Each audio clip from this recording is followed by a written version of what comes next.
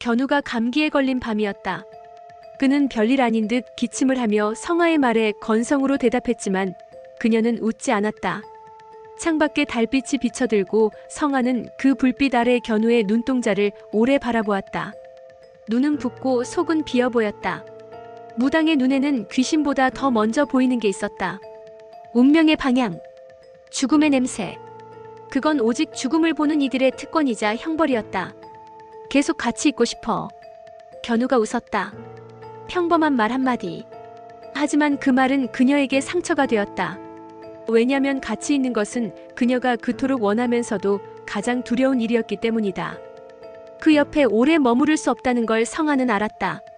자신의 존재가 그를 지키는 보호막인 줄 알았지만 어쩌면 점점 그를 불러내는 저주일 수도 있다는 생각이 그녀를 짓눌렀다. 저주할 거야. 성아는 장난스레 말했지만 그 말 끝은 떨렸다. 무당의 말은 언제나 의미를 갖는다. 그래서 무서웠다. 견우는 아무것도 모르고 웃고 있었지만 그녀는 자신이 이미 견우의 삶에 너무 깊이 들어와 버린 건 아닐까 두려웠다. 그가 위험하다는 징조는 곳곳에 있었다. 눈앞에서 늘 비치던 죽음의 형상이 사라졌다는 건 오히려 더 나쁜 징조였다. 어쩌면 그 형상은 이미 그를 지나쳐간 것일지도 모른다. 내가 지금 옆에 있잖아. 견우의 말은 따뜻했다. 그 따뜻함이 성아에겐 모래시계처럼 느껴졌다. 언젠가 떨어질 시간을 바라보며 마음속에 모래알을 부여잡듯 애타는 감정. 그녀는 잠시 숨을 삼켰다. 자신이 감당할 수 없는 무게의 마음이 자꾸만 커지고 있었다. 넌 겨울 속에 있고 둘 중에 하나 골라야 되는 거예요? 무심코 나온 성아의 말에 견우는 고개를 갸웃했다. 하지만 성아는 그저 웃으며 얼버무렸다. 겨울은 언제나 그녀 안에 있었다. 따뜻한 온기를 흡수하지 못하고 어떤 감정도 오래 머물 수 없는 계절. 그런 계절 속에서 두 손을 내민 사람을 만난 것이다. 견우는 봄이었다. 자신이 그를 녹이는 게 아니라 그가 자신을 따뜻하게 만들어주고 있다는 사실을 성아는 점점 인정하고 있었다. 봉수야, 계속 같이 있고 싶어. 혼잣말처럼 중얼거리는 성아의 목소리에 아무도 대답하지 않았다. 봉수는 오늘도 평소처럼 활기차고 장난스러웠지만 성아는 그 눈빛 뒤에 감춰진 불안함을 느꼈다. 귀신도 때론 두려워한다.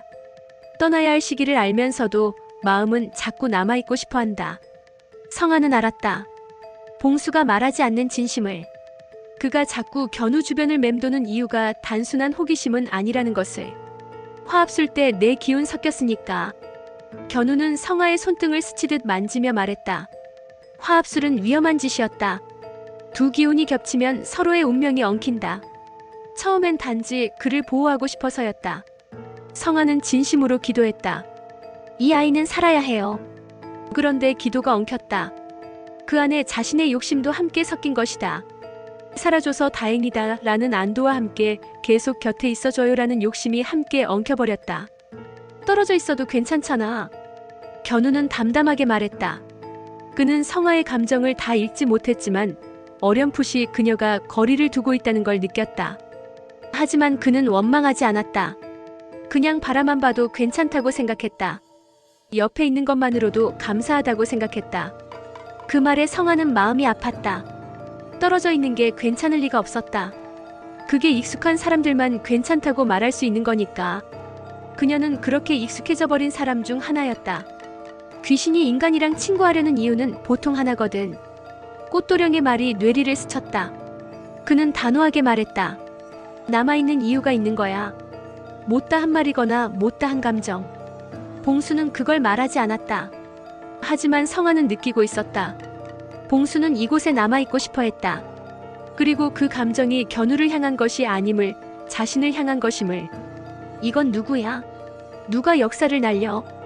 동천 장군은 그날 밤 정저하며 앉아 낮은 목소리로 말했다. 감이 이상했다. 무언가 흐름이 거슬러 올라오고 있었고 누군가가 누군가를 지우려 하고 있었다. 여마는 오래전부터 경고했다. 이런 식으로 운명 어기면 반드시 되갚는다. 성아는 그 말이 현실이 되어가는 걸 눈앞에서 느끼고 있었다. 뭔가 잘못됐어.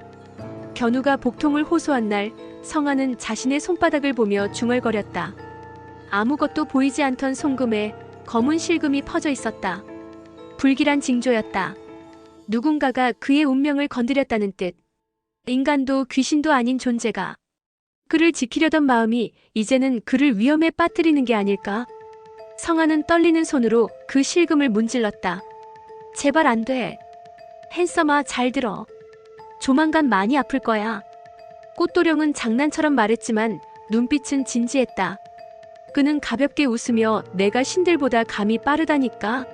라며 넘겼지만 성아는 알았다. 그 말이 예언이라는 것을. 핸섬이라는 애칭으로 불리는 견우가 조만간 큰 고통을 겪게 될 거라는 것을. 죽는 거야? 그날 밤 견우는 아무렇지 않게 웃었지만 성아는 참을 수 없이 눈물이 흘렀다. 무당이 운다는 건 기운이 꺾였다는 뜻이다. 운명의 수레바퀴가 돌기 시작했고 그것은 멈추지 않을 것이다. 그가 웃고 있을 때 그녀는 점점 어두워지는 그의 기운을 마주했다. 손이 닿으면 닿을수록 그의 생명이 더 멀어진다는 느낌. 그런 절망이 그녀를 덮쳤다. 어느 날 오후 견우가 조용히 말했다. 나 그날 꿈을 꿨어. 어떤 사람이 나를 부르더라고. 근데 그게 나 자신 같았어. 근데 차가운 겨울 속이었고 내가 그 둘 중 하나를 선택해야 했어. 성아는 묻지 않았다. 그 꿈이 상징하는 것이 무엇인지 너무도 잘 알았기에. 겨울 속의 너, 그리고 봄을 바라보는 너. 살아남기 위해 누군가를 놓아야 한다는 선택. 그건 늘 그녀의 몫이었고 이제 그 선택은 견우에게로 향하고 있었다. 그날 밤 그녀는 혼자서 굿을 올렸다. 바람이 불었다. 불빛이 흔들렸다. 염화가 나타났다. 또 너야?